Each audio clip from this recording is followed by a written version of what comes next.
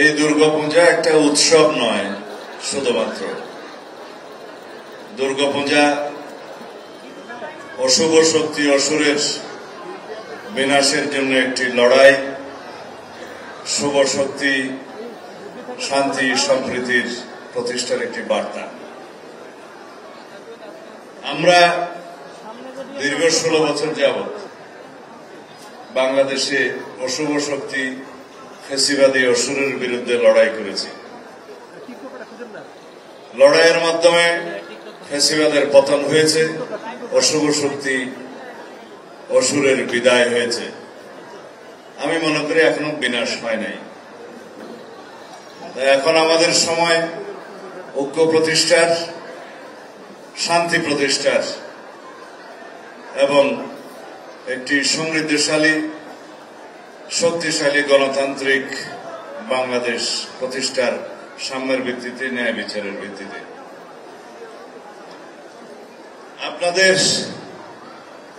কিছু দাবি দেওয়া আমাদের সামনে আগেও দেয়া হয়েছিল, আমরা এগুলো বিশ্লেষণ করেছি।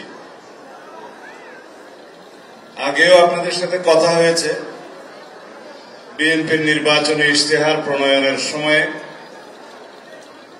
আপনাদের নেতৃবৃন্দের সাথে আমরা আলোচনা করে আমাদের নির্বাচনী ইশতেহারে আপনাদের যৌক্তিক দাবি দেওয়াগুলো আমরা ধারণ করব। যেমন দেবোত্তর সম্পত্তি, অর্পিত সম্পত্তি,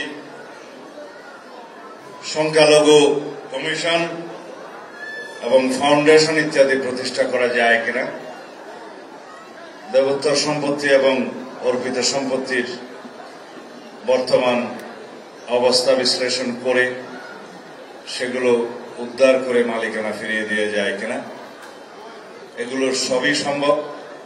আমরা সেগুলো আমাদের ইশতেহারে ধারণ করব। এই ইশতেহার প্রণয়নের সময় আপনাদের সাথে আবার আলোচনা হবে।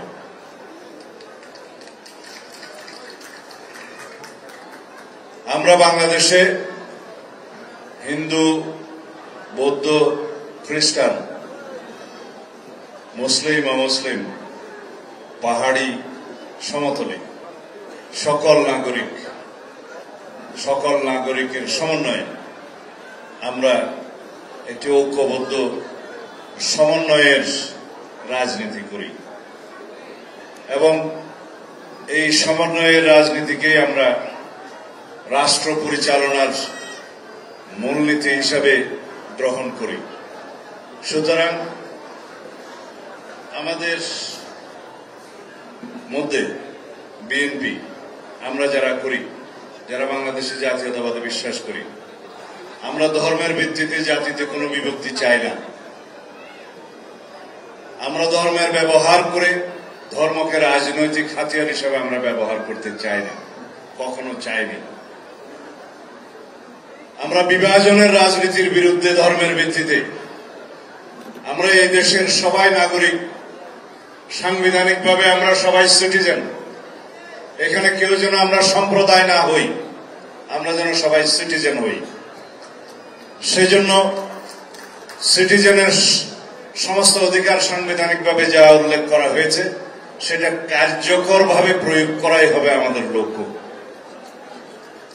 আমাদের সংবিধানে ধর্মের ভিত্তিতে কোনো বৈষম্য নাই, আর্টিকেল 28, এবং সমস্ত ধর্মের উপাসনালয়, কার্যক্রম এবং প্রচার স্বাধীনতা আছে, আর্টিকেল 41। কিন্তু কার্যকরভাবে এটার প্রয়োগ আমরা নিশ্চিত করব। অতীতে হয়তো আমরা দেখেছি রাজনৈতিকভাবে বিভিন্ন কারণে গত ফেসিবাদী শক্তি আপনাদেরকে ব্যবহার করার চেষ্টা করেছে, ভোটের বাক্স হিসেবে ব্যবহার করার চেষ্টা করেছে। সেখান থেকে সবাইকে বেরিয়ে যেতে হবে।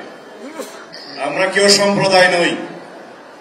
বাংলাদেশে সবাই যার যার নিজ নিজ ধর্ম চর্চা স্বাধীনভাবে করবে। আমরা সবাই হয়তো কেউ এক এক ধর্মের অবলম্বন করতে পারে, ধর্মাবলম্বী হতে পারে, নিজেরা যেন কেউ সম্প্রদায় হিসেবে পরিচয় না দেই, সিটিজেন হিসেবে পরিচয় দেই।